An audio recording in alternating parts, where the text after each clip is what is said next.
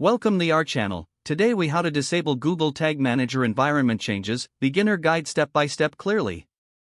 To disable Google Tag Manager environment changes, start by logging into your Google Tag Manager account. Navigate to the desired container where you want to make changes. On the left-hand menu, click on Admin. Under the Container section, look for Environments. Click on Environments to view the list of existing environments. Identify the environment you wish to disable.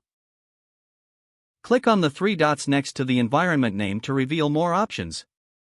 Select Delete to remove this environment. Confirm the deletion when prompted.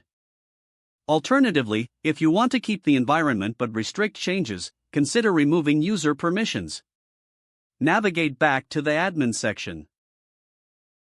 Under User Management, review the existing permissions. Adjust user roles by clicking on the user's name and modifying their access.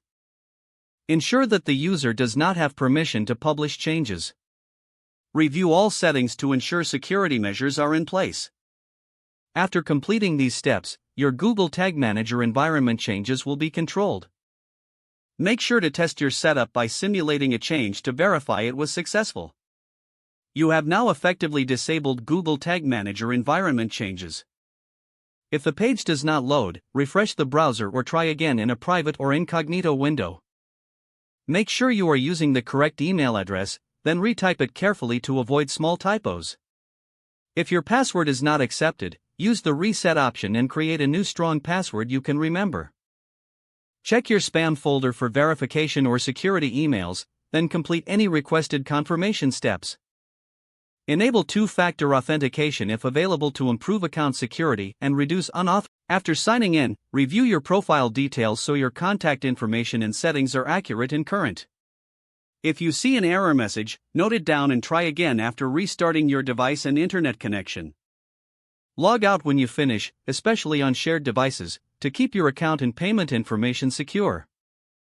If the page does not load, refresh the browser or try again in a private or incognito window. Make sure you are using the correct email address, then retype it carefully to avoid small typos. If your password is not accepted, use the reset option and create a new strong password you can remember.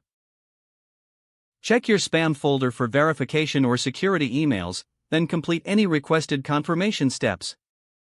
Don't forget to like this video and subscribe to our channel for more step-by-step tech guides.